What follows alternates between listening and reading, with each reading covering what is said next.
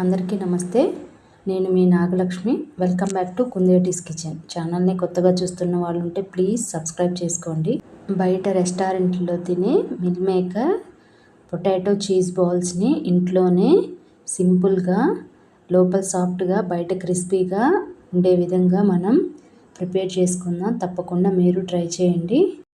ముందుగా 2 medium size పొటాటోస్ని peel తీసేసి clean చేసేసి ఇలా చిన్న చిన్న ముక్కలుగా కట్ చేసుకొని దానిలోకి 1 గ్లాస్ వరకు వాటర్ని యాడ్ చేసుకోవాలి.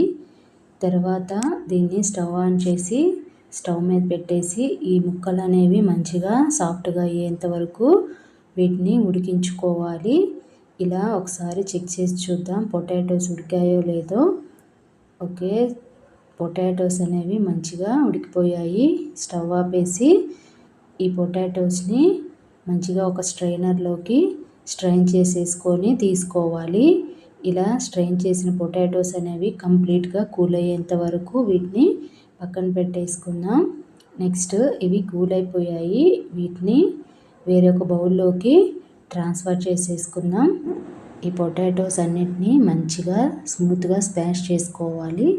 ఇలా స్మాష్ చేసుకున్న తర్వాత 1/2 spoon salt, 1 spoon chilli powder, 3/4 spoon వరకు చికెన్ మసాలా, 1/2 స్పూన్ గరం మసాలా, అలానే 1/2 spoon chaat masala, 1/2 spoon ginger garlic paste, అలానే 1/2 స్పూన్ ఆరిగానో, అలానే ఒక పెద్ద స్పూన్ వరకు కార్న్ఫ్లోర్ని యాడ్ చేసేసుకొని ఇది అంతా మంచిగా కలిపేసుకొని దానిలోకి చాప్ చేసి పెట్టుకున్న కొత్తిమీరని యాడ్ చేసుకోవాలి.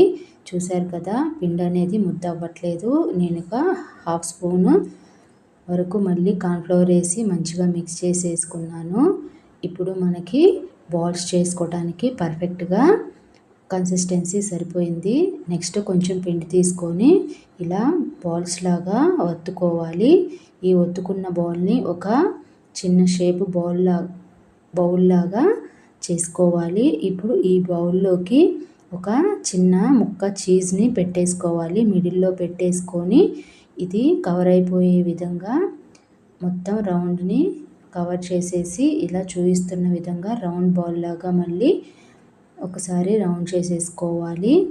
ఇలానే మిగతా అన్ని పిండిని మంచి బాల్స్ లాగా రెడీ చేసేసుకొని పక్కన పెట్టేసుకోవాలి. మనం లోపల స్టఫ్ చేసిన చీజ్ అనేది కంప్లీట్గా మిడిల్లో ఉండే విధంగా చూసుకోండి, లేకపోతే అది ఆయిల్లో ఫ్రై చేసేటప్పుడు బయటకు వస్తుంది.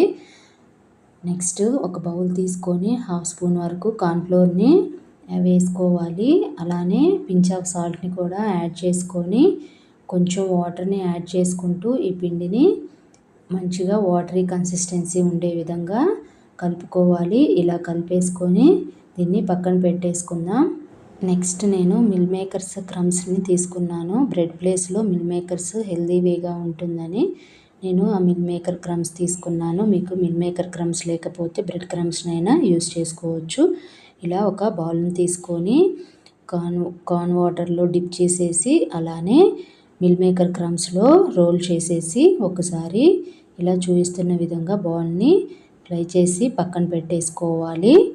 ఇలా చూసారు కదా, చాలా నీట్గా క్రమ్స్ అనేవి చుట్టూ అంటేసుకున్నాయి. అలా ఆ విధంగా మిగతా బాల్స్ అన్నిటినీ చేసేసి ఒక ప్లేట్లోకి తీసేసుకుందాం. నెక్స్ట్ వీటిని మనం ఫ్రై చేసుకోవాలి. దానికోసం ప్యాన్లోకి డీప్ ఫ్రైకి సరిపడా ఆయిల్ని తీసుకొని ఆయిల్ అంతా మంచిగా హీట్ అయిన తర్వాత మాత్రమే మనం ప్రిపేర్ చేసి పెట్టుకున్న ఈ బాల్స్ అన్నిటినీ ఆయిల్లో వేసుకోవాలి.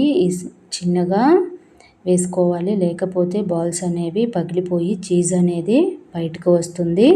అందుకని స్లోగా వేసుకోవాలి. ఇలా వేసుకున్న తర్వాత చిన్నగా కదిలిస్తూ వీటిని మీడియం టు హై ఫ్లేమ్లో అడ్జస్ట్ చేసుకుంటూ మంచిగా ఫ్రై చేసుకోవాలి. ఓవర్గా తిప్పకండి, బాల్స్ అనేవి పగిలిపోతే చీజ్ అనేది బయటకు వచ్చేస్తుంది. అందుకని జాగ్రత్తగా తిప్పుకుంటూ ఫ్రై చేసుకోవాలి. ఇలా 2 to 4 మినిట్స్ వరకు ఫ్రై చేసుకుంటే ఇవి మంచిగా ఫ్రై అయిపోతాయి. ఇలా గోల్డెన్ బ్రౌన్ కలర్ వచ్చేసిన తర్వాత ఈ బాల్స్ అన్నిటినీ ఒక ప్లేట్లోకి తీసేసుకుంటే సరిపోతుంది. చాలా సింపుల్గా ప్రిపేర్ చేసుకోవచ్చు. చూసారు కదా, పర్ఫెక్ట్గా వచ్చేసాయి.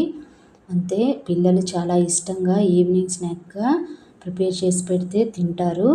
మీరు తప్పకుండా ఇంట్లో ప్రిపేర్ చేసుకోండి. అలానే ఎలా వచ్చింది అనేది నాకు కామెంట్స్లో తప్పకుండా తెలియచేయండి.